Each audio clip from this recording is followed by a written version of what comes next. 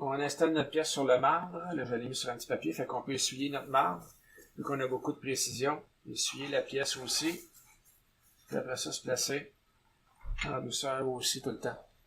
Fait que là, ça a l'air correct. Bon. Les petits trous qu'on voit un peu partout, comme mettons celui-là ici, c'est pour mettre des brides de serrage. Mais souvent, les gens, qu'est-ce qu'ils font? Ils mettent de la gommette. Fait que les pièces vont se tenir avec de la gommette puis ils bougeront pas. Bon. Fait que là, on s'en va sur le logiciel. Fait que là, lui, matin, il dit OK, je peux partir. Fait que, OK. Là, voyez-vous, j'ai mes 3 petites lumières rouges, mes 3 vertes. C'est que là, il faut que je bouge la machine pour que toutes les lumières deviennent vertes dans la colonne de gauche. Fait qu'on bouge, mettons, l'axe des X, l'axe des Y. Fait Y est déjà fait. X. Fait que dans le fond, c'est de bouger la machine d'un bord à l'autre. Toutes les arches qu'on avait tantôt. Là, il reste le Z. C'est pas toujours pareil. Des fois, ça va vite, des fois, ça prend bien du temps. Le Z. Faut pas aller frapper non plus nulle part. Bon, OK. Fait que là, elle est prête. Fait que là, je place ma machine, je place mon probe pas loin, je le barre. En position. Fait que les bouge plus, j'ai plus de problème avec. Bon, le logiciel, lui, il ne faut pas le fermer. Lui, je le mets en attente. Puis là, je m'en vais chercher. L'autre logiciel, c'est pas une version récente, par exemple, mais elle travaille bien. Bon, fait que là, tantôt, j'ai créé une nouvelle pièce. Je l'ai appelée New Part. Fait que là, ici, ils disent, OK, on va-tu faire la pièce pour la première fois? Fait qu'on établit un programme de mesure. Ou bien, je répète, puis là, je suis rendu à ma deuxième, troisième, ainsi de suite. Là, j'en fais plusieurs. Fait que moi, j'ai OK, non, je vais en mode, je vais faire mon programme.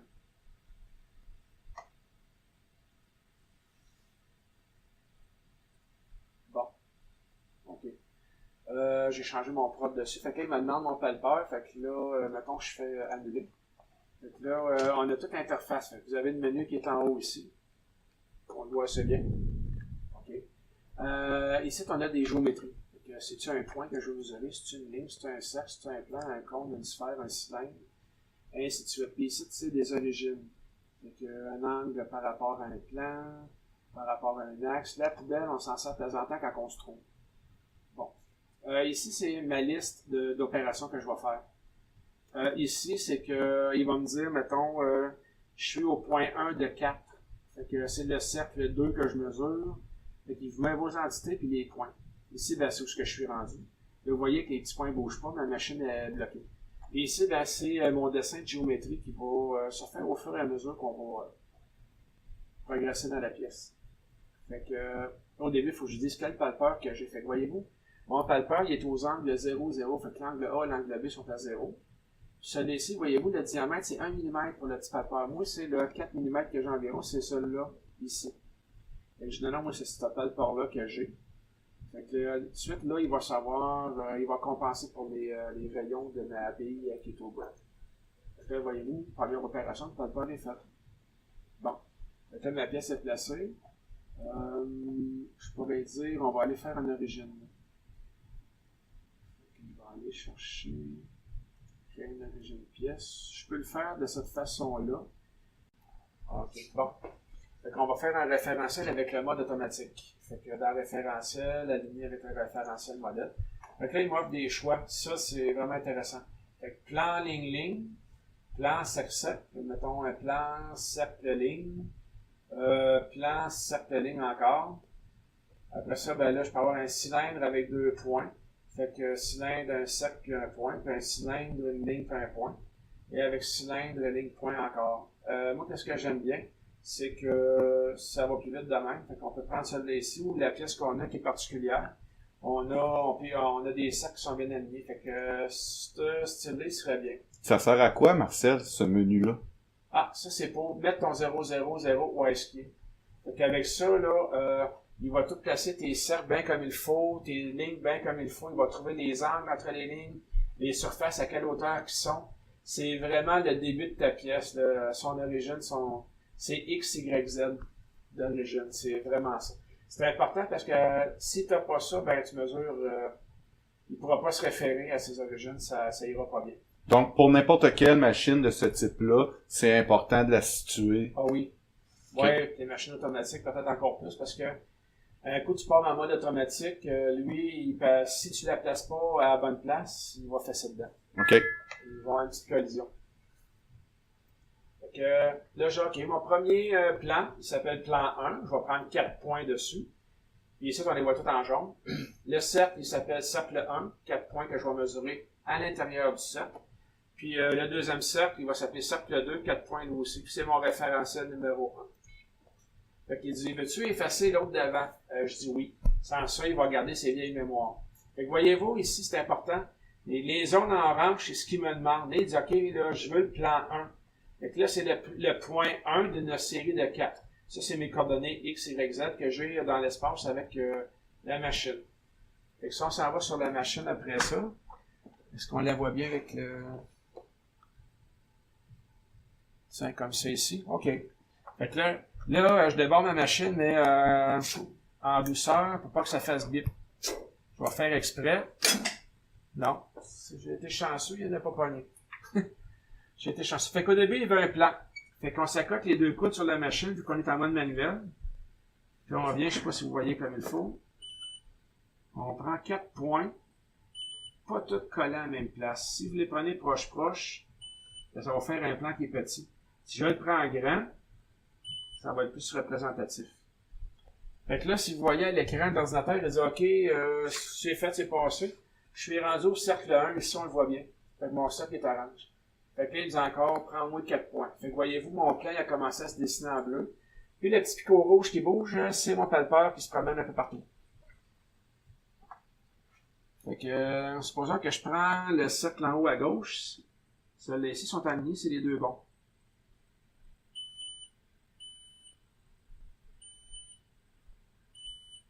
Bon. Là, après ça, ben là, oups, excuse. Il est déjà rendu au deuxième. Fait qu'il dit, je veux le cercle 2. Fait que, ici.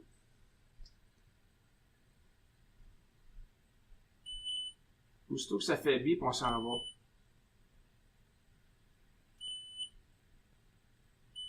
Bon. Comme mettons, la machine, si je la laisse traîner, voyez-vous, elle va descendre un petit peu, puis elle va aller frapper la pièce. Je la laisse aller. Là, elle fait ça. Ça, c'est pas bon. Quand ça bip longtemps, là, c'est pas bon. Il ne prendra pas un bon point. Fait que là, voyez-vous, à l'écran, on voit la petite bille rouge, elle s'en va, elle ne fassera pas personne, c'est correct. Mes deux cercles sont là, mes cercles de référence. Fait que là, lui, son 0, 0, il est fait, il se trouve être ici, carrément dans ce cercle-là. Fait que là, après ça, supposons que je vais mesurer un gros cercle intérieur, fait que j'ai OK, je peux mesurer un cercle. Là, il faut que je donne un nom. Fait que je vais l'appeler, mettons, le cercle A, le cercle principal. Puis là, ici, il y a plein de types de constructions qu'on peut faire. Fait que là, moi, j'y vais avec le palpeur, vu que c'est dans mes premières entités que je mesure. Je peux pas faire des combinaisons de d'autres mesures. Parce que ça ici, ben, on peut dire, prends un cercle avec une ligne, puis il va me trouver une intersection. Ça va devenir un point pour lui. Alors, après ça, ben, ici, on travaille selon un plan, XY. Je pourrais travailler selon l'autre plan. Fait que faites attention à ça. Quand que vous avez quelqu'un a pris un plan différent, là, toutes vos mesures, là, les valeurs qu'on a ici, ça va être des chiffres épouvantables, ça va être dans le champ, carrément dans le champ. Ici, comment on fait pour s'en rendre compte qu'on n'est pas dans le bon plan? OK. Ta pièce, mettons qu'elle mesure 15 cm, puis tu vas arriver avec une affaire de 50 cm, là, tu dis, ça marche pas. Tu arrives avec des rayons de 215 mètres, ça n'a pas de bon sens non plus. Fait que souvent, c'est ceux-ci qui sont mélangés. Ça m'est déjà arrivé, on mesurait des pièces spéciales, puis le gars avait changé les plans, mais le logiciel se souvient toujours de la dernière mesure qu'il a faite. Fait qu'il se souvient du dernier style, fait qu'il y avait plus, mettons, ce plan-là. Tous mes chiffres n'avaient pas un rapport. Fait qu'il a fallu que je recommence tout, là. Je trouvais tout à qu'il y avait une erreur. Fait qu'ici, c'est ta méthode de mesure de tes cercles. Tu peux y aller maintenant avec la méthode de Gauss, c'est que il compense pour le rayon de la petite bille rouge qui est au bout, puis il va par en dedans. Fait que ici, c'est un élément circonscrit, c'est qu'il va y aller à l'intérieur aussi, mais il ne fera pas la moyenne. Fait que, puis ici, ben, c'est par l'extérieur. Puis ici aussi, mais souvent, on va prendre Gauss, s'il va assez bien, cette méthode-là va assez bien. Comment qu'elle s'appelle, Gauss? Gauss, ouais. Fait que ça, c'est le nom de mon cercle. Ça, pour les mémoires, je les change jamais, parce que là, c'est le troisième cercle que je mesure, j'en ai déjà 2 de jaunes. Le nombre de points, ben, je peux aller à 4, on peut en mettre 45, si vous voulez que la personne mesure pendant 2 heures de temps. Le même trou, c'est Ben, c'est pas le fun. Mais des fois, on peut se le faire. Fait que là, je suis prêt, OK, je commence. Mon cercle A. Fait que voyez-vous, c'est un élément 7. Le cercle A, troisième mémoire. Puis, il est au point 1 de 4. Fait qu'on mesure le grand cercle qu'il y a ici. Puis d'habitude, à deux mains, ça va mieux. Puis, vous pouvez les prendre proche, mettons, dans cette zone-là. Mais quand on a la chance de pouvoir aller plus loin, ben, ça va mieux. C'est vraiment mieux. Fait que voyez-vous, ce cercle-là, là, il nous a donné des données. Fait qu'il est à 75 mm en X de ce cercle-là. Fait que de lui par rapport à lui en X, j'ai 75.028 mm. Là, je pourrais tout de suite prendre le dessin de détail, puis vérifier si je suis dans les bonnes valeurs, si je suis dans mon intervalle de tolérance ou non. En Y, là, il marque que c'est par en bas parce que je pars de là puis je descends. Fait que je suis à moins 33.016 mm. En Z, j'ai pas bougé parce que là, je travaille juste en 2D. Fait que, comme son diamètre, c'est 40.049 mm.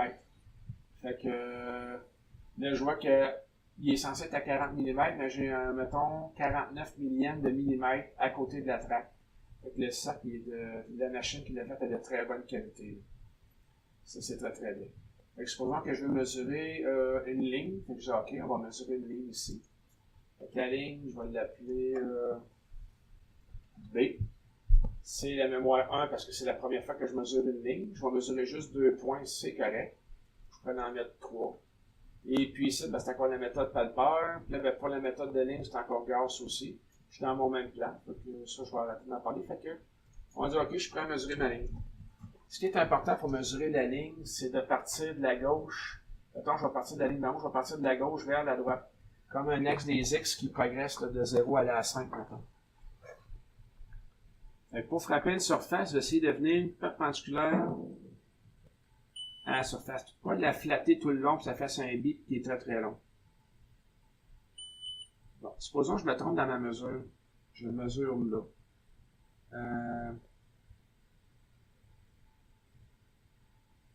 Là, lui, il l'a mesuré puis il pense que c'est vraiment ça ma ligne. Là, vous voyez comment elle est croche. J'ai un petit point ici, un petit point là, puis un autre là. Là, genre, non, ça c'est trop croche. Fait que ma ligne, je l'efface. Je dis, OK, annuler la dernière action. Fait que là, je me suis trompé. Bon.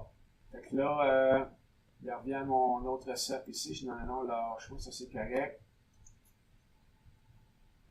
Bon. Fait que, il attendait. Là, il recommence ma ligne ici. Fait que, on peut se tromper, mettons, à la fin de l'élément, il faut que je l'efface comme ça, comme il faut. Ou quand je me trompe durant la mesure, je prends la petite poubelle qu'il y a ici. Là, je vais prendre le premier comme il faut, mais je vais me tromper sur le deuxième.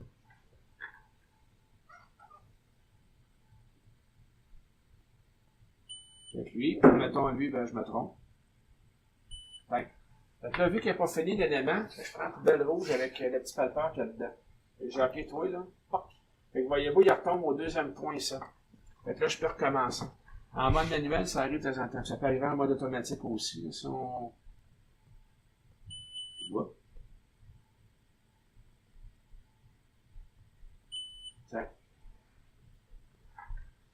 Fait que ma ligne est là. Fait que... elle a un angle de 2 petits degrés, puis comme ceci. Fait que on peut mesurer pas mal n'importe quelle entité comme ça. C'est quoi l'objectif, Marcel, de mesurer une ligne comme ça? Les angles où tu peux avoir une distance ligne-ligne, si tu veux. Mettons que je veux mesurer la hauteur de ma pièce, mais je vais aller mesurer une autre ligne, l'autre bord. Je dis, OK, ça va être ma ligne C. Encore 3 points. Fait que là, je vais aller mesurer la ligne ici en bas. Je vais pouvoir mesurer la distance de ma pièce, ou la largeur de ma pièce, avec ça. C'est pas grave que tu arrives ici.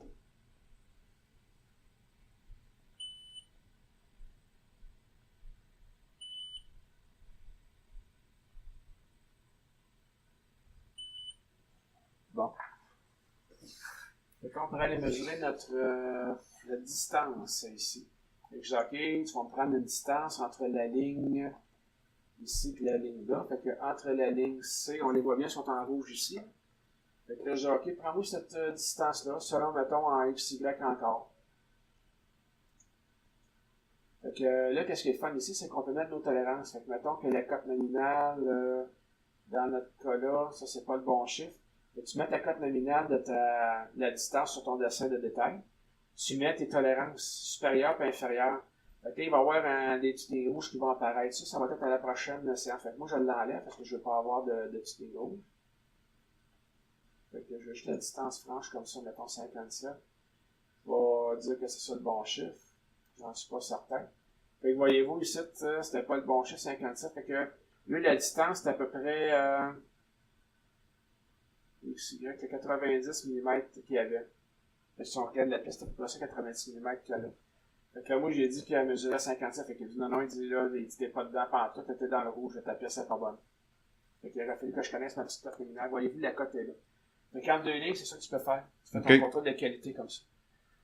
Donc, l'objectif, c'est pas de redessiner la pièce au complet dans le logiciel de prise de mesure, c'est d'aller chercher est-ce que la profondeur de la pièce est bonne, est-ce que le cercle qui a été machiné est bon, c'est d'aller chercher certaines mesures. Ouais. Le but principal de la machine, c'est ça. Sauf que tu peux redessiner une pièce si tu veux. Tu prends la pièce d'un compétiteur, tu la mesures toute, tu refais le dessin. Okay. J'ai déjà remesuré une grosse bouteille d'eau 5 gallons pour les machines à eau. Puis j'ai mesuré la machine j'ai mesuré le bidon d'eau avec la machine. Puis je l'ai redessiné sur SolidWorks. J'ai pas eu besoin de me forcer pour prendre les mesures. La machine me les a donné tout ça. OK. Fait que oui, tu peux faire un petit peu d'espionnage industriel avec ça. La rétro-ingénierie. Ouais, ça se fait bien. Ça se fait assez bien. On pourrait mesurer un petit cylindre. Mettons ici, on en a quelques-uns. Fait que je veux un cylindre. Je vais l'appeler le cylindre D. On mesure 8 points, toujours par la même méthode, puis au palpeur encore. Fait que là, voyez-vous, il nous dit, OK, on fait un cylindre, puis il faut que tu mesures 8 points à l'intérieur du cylindre. C'est un peu plus long, mais ça va bien.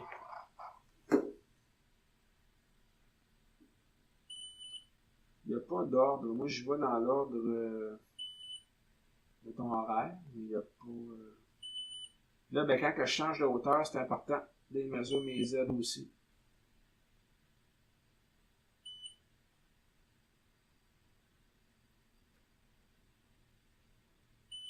À une main, c'est un petit peu plus touché. Ouais, là, c'est un camp.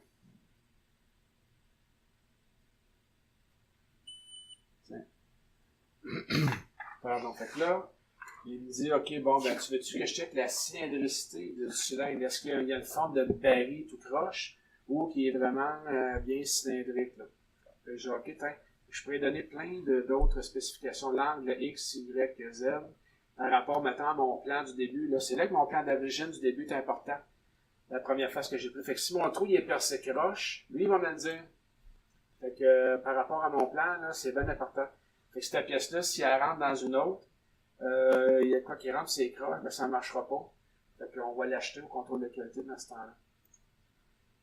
Fait que le cylindricité, voyez-vous, je suis dans le vert et il dit parfait, tu es à 0.011. Puis moi, j'ai demandé 0.5. Fait qu'il n'y a pas de problème avec ça. Ça va super bien. Ton cylindre, il est beau. Là, il est bien. Puis tantôt, on avait checké la position avec le cercle ici. On l'avait mesuré tout ça. Fait que voyez-vous, tous mes petits points sont là. Ils sont tout à l'intérieur du cercle. Bon. Je pourrais vérifier un autre. Mes positions de cercle aussi. Comme ici, on peut en mesurer bien plein sur la pièce. Fait que là, on a fait, mettons, une droite, un cercle, un plan. Des cônes, très rarement se faire, c'est très très rare. Cylindre, ça arrive souvent. Des cylindres épaulés, on en a un dans ce cas-là. Je vais vous montrer, mettons, faire des petits cercles là, qui sont assez petits.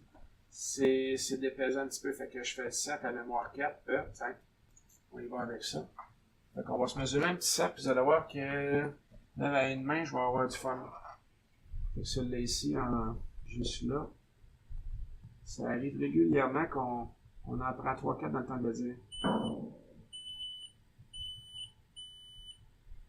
C'est pas long. Si vous l'échappez un peu, vous prenez 2 points dans le temps de le dire. Fait que si les points sont dans le cercle, on peut les garder, mais quand on fait le tour du cercle, c'est un petit peu mieux.